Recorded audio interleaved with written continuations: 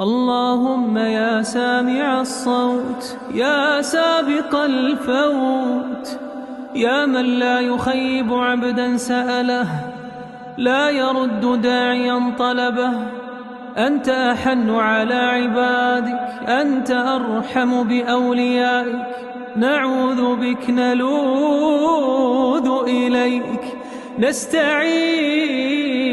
بك نجأر إليك كل أهلنا المستضعفين في غزة اللهم ارحم أنينهم اللهم لب نداءهم اللهم صن أرواحهم اللهم احميهم بحمايتك اللهم اكلأهم بكلئك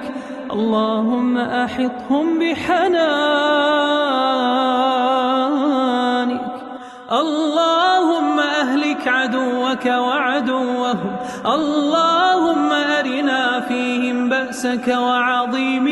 آياتك اللهم عذبهم وأحرقهم شكرا جزيلا إلى قناة حريات الفردوس وإلى الأستاذ سمير عبد الله بالتعاون مع مؤسسة رتب الخيرية أحفاد آل زكي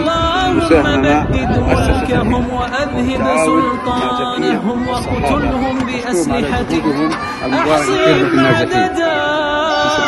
واقتلهم بددا.